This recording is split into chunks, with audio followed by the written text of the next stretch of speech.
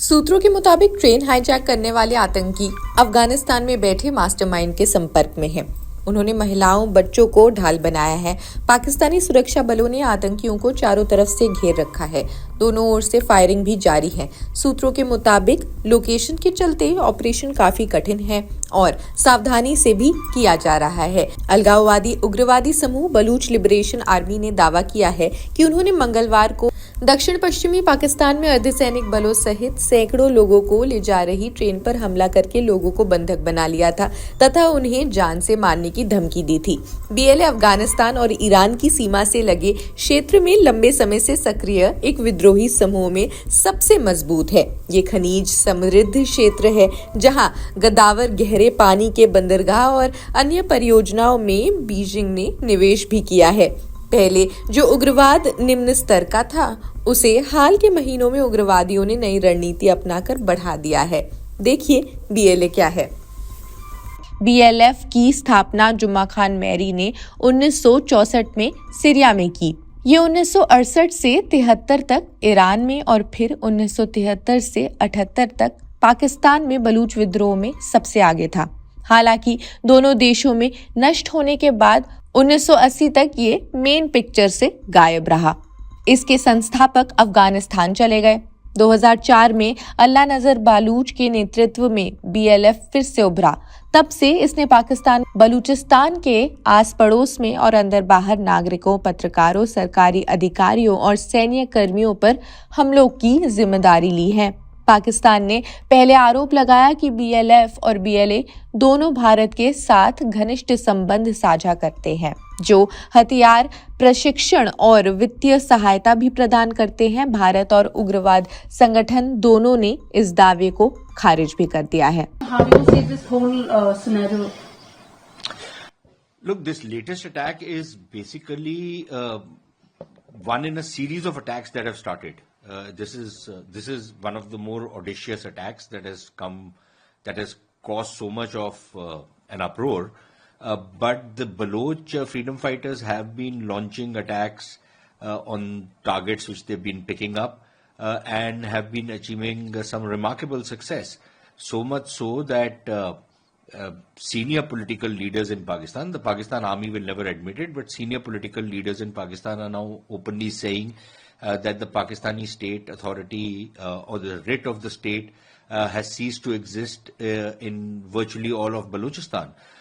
And it's the militants and the freedom fighters who are actually dominating the security scene. So this attack is just the latest in the series of some pretty spectacular attacks that they have carried out in the past. So nothing, in that sense, nothing extraordinary about it. But yes, the attack in itself will really hurt the ego of the Pakistan army and will probably raise significant demands for some kind of a steamroller military operation against the Baloch, which we might see in the next few weeks, maybe even days. And also women and the child already been released. Yes, so look, one thing you have to give to the Baloch freedom fighters, I think they have been extremely chivalrous even in their attacks. Unlike the Pakistan army, or even for that matter, some of the Islamist groups who attack women, children, old people, people who are innocent, the Baloch are very, very particular about whom they hit, whom they attack. There can always be collateral damage, but they normally, there's been no case where they've been killing women and children. No case where they've been killing any elder person. So they have been very chivalrous in that count. I don't think anybody can say the same about the Pakistan army, which in its operations goes into the houses of the Baloch people, insults their women, beats up their children, catches hold of young men and even women, and arrests them without any legal process, tortures them, and in some cases has been responsible for the killing of young students. These are university-going students in Punjab or even in Balochistan or in Sindh. They are picked up from their hostels and tortured, sometimes released, sometimes they disappear. forever, and other times they are killed in cold blood and their bodies are thrown to make an example of them.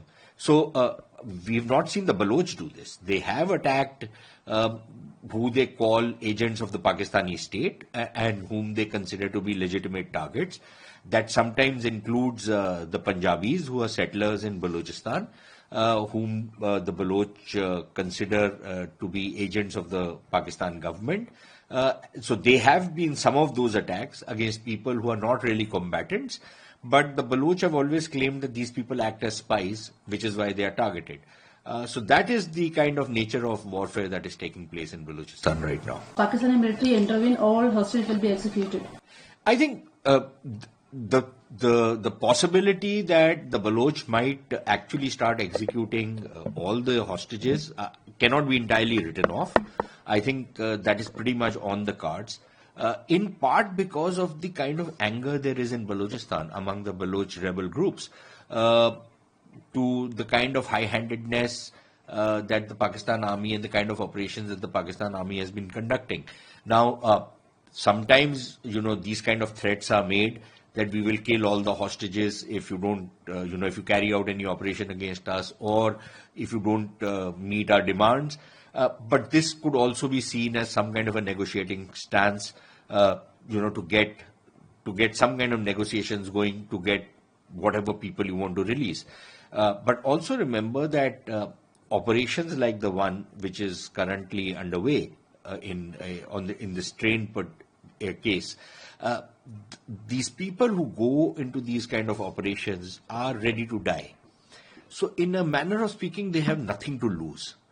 And if in the process of sacrificing their life for what they believe is the cause of independence of Balochistan, they make a horrible example of the people who are their hostages and execute some of them or many of them or all of them, I wouldn't entirely rule that out, but we'll have to wait and see. Probably by tomorrow the situation will become clearer.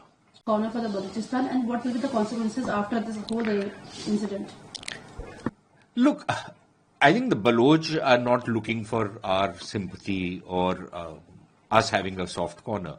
I think in India there is some smug satisfaction that the Pakistanis are getting a taste of their own medicine.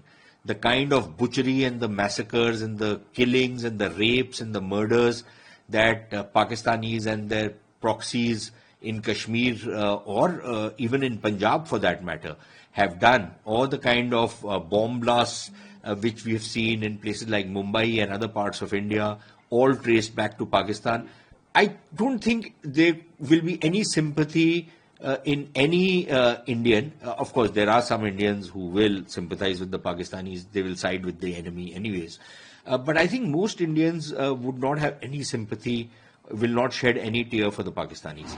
Because like I said, this is just deserts which are being meted out to these guys. The kind of stuff they have done in India for almost 30 years, even longer, 40 years, is something that they deserve what they are getting.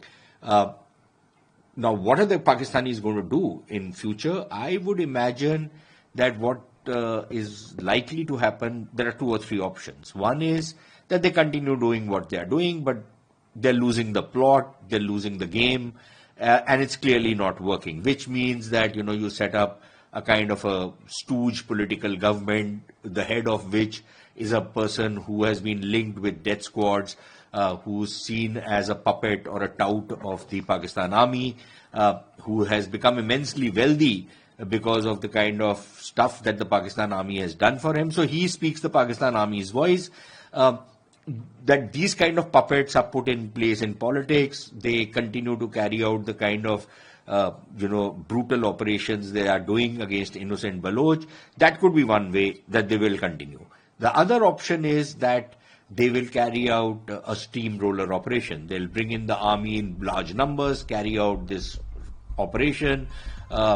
Basically, it's a kind of a scorched earth operation, razing villages, towns, killing people, in the hope that this will bring peace. I don't think it will, because I think it will only strengthen the independence movement in Balochistan and give even more recruits than what the Baloch are already getting, the Baloch fighters are already getting. The third option is a political option, which is that the Pakistani state starts a process of reconciliation. But again, I don't expect the Punjabi Pakistani to be able to do that simply because they consider Balochistan to be a colony. They'll keep saying our Baloch brothers and stuff like that, but essentially Balochistan is treated like a colony by the Punjabis. So I don't see them taking the political route, also because it's a much more difficult path to take. And that means not interfering in politics in Balochistan or for that matter anywhere else in Pakistan. And that the Pakistan army cannot ever agree to, simply because that you have a government in Islamabad which is a puppet government. These are people who won only a handful of seats, and yet they were given a majority in parliament. They have no legitimacy. There are Baloch leaders who have resigned from parliament saying that look, elections or parliament have no meaning because everything out there is decided by the army. Now, if that is the kind of political approach Pakistan army is going to take, I think it's bound to fail. So all in all, given these three options, I don't see any of them actually succeeding to bring any kind of stability or peace in Pakistan. Maybe the peace of the graveyard, if the Pakistan army carries out these brutal, all-encompassing kind of operations to butcher the Baloch, they might be able to restore peace for some time, but I don't think they have succeeded in the last 25 years. I don't think they're going to succeed anymore. So that is where we stand right now. I think the things are only going to get worse before they get better, if at all. खैर, इस video में बस इतना ही। आपको कैसा लगा comment section में जरूर बताएं। बाकी इन खबरों के लिए जुड़े रहिए जनसत्ता के साथ भी। शुक्रिया।